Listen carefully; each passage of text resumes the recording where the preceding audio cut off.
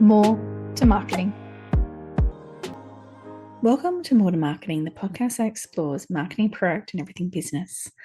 I'm your host, Susan, and today we're going to be talking a bit more in regards to the sustainability shift in regards to clothing and other items and ways that we need to start thinking about reusing and repurposing for sustainability and that transformation.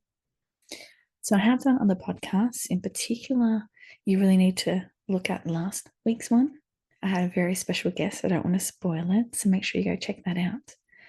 But as global temperatures rise and also consumer expectations evolve, sustainability has transitioned from a niche concern to a non-negotiable pillar for modern business.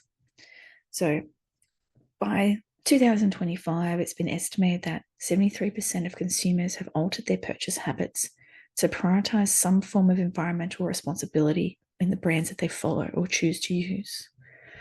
And this is particularly being led by the Gen Zs, and they've actually got $140 billion worth of spending power.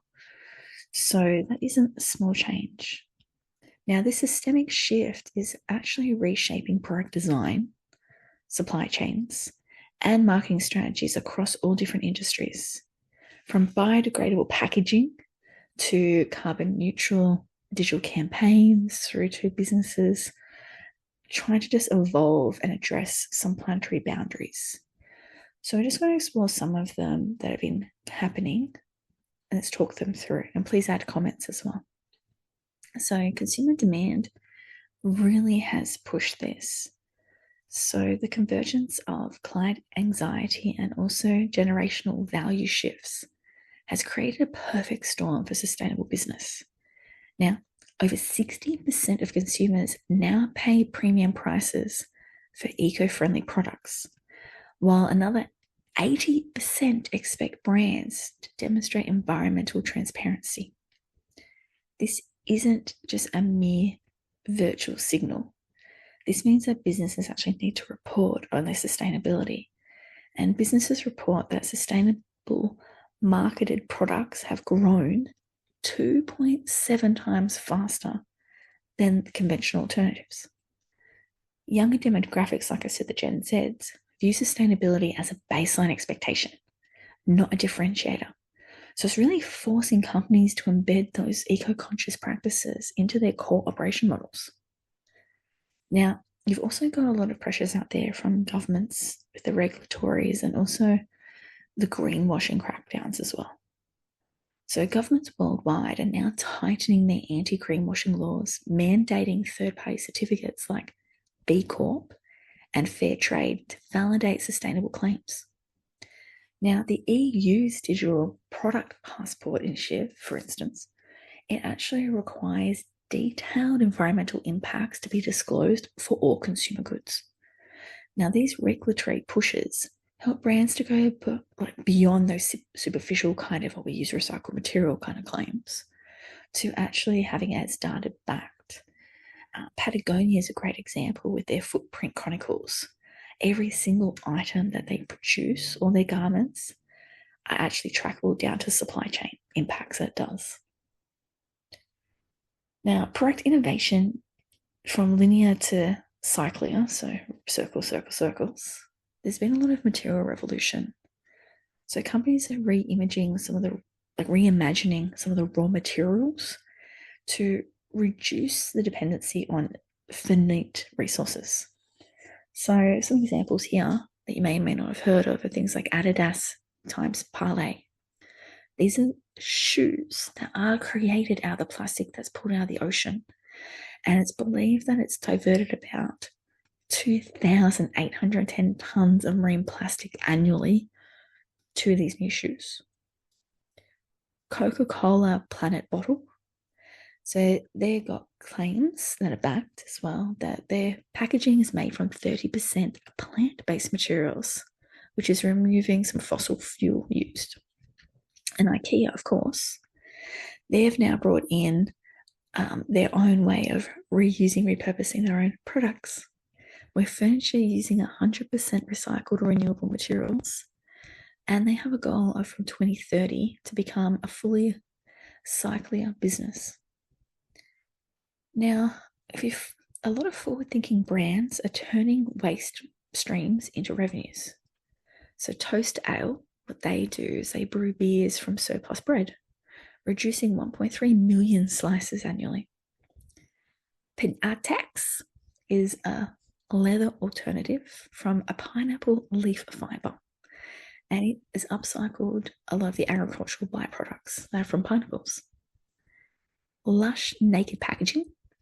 So what they do is they have shampoo bars and package-free cosmetics, eliminating an estimated 6 million plastic bottles per year.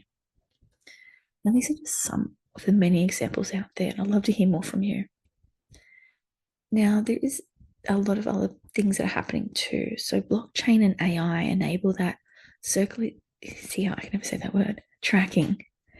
And it's actually been seen by Dell's closed loop recycling, where 99% of a laptop's materials are reused for new devices.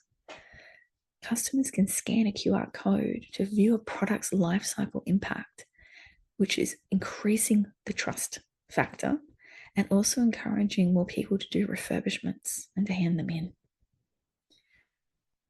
Authenticity and transparency are key, and greenwashing accusations have made, honestly, they're non-negotiable. Brands like Allbirds publish detailed carbon footprints on every product page. Ben & Jerry's uses TikTok to showcase fair trade cocoa farms. Patagonia, Don't Buy This Jacket campaign epitomizes this approach, using consumers to really reconsider consumption. A bold move that actually boosted sales by 30%. Now, third-party labels serve as a shorthand for trust.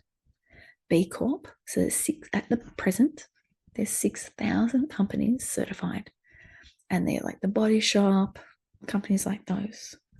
Cradle to Cradle, it is a rigorous standard for materials for health, and it's adopted by the Method Cleaning products.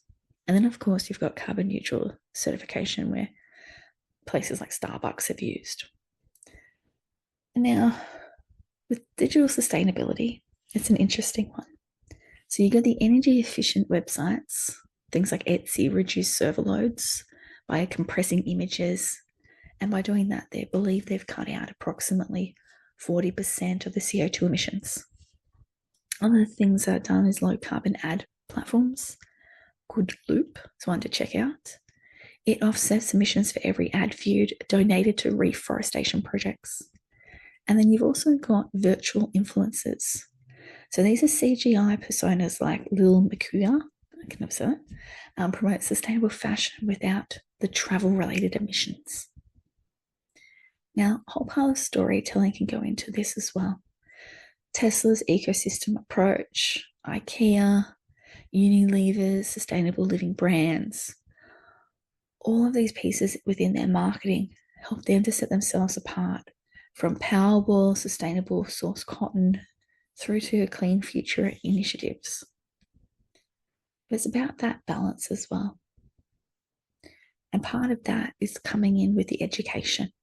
So telling consumers and making sure that they're aware that it is true that you are doing it as well. It's not a fad, it's something that's needed. By recycling, reusing, repurposing, it makes a huge difference and a huge impact. And consumers are aware of it and are driving and wanting that now. To see what you can look at in your sales channels, in your factories, in your process map, see how you could make a difference, because companies like Patagonia, they've made huge differences with what they've done. And why can't other brands do something similar? Thank you for listening to the podcast on More to Marketing. Don't forget to check out for more future episodes. More to Marketing.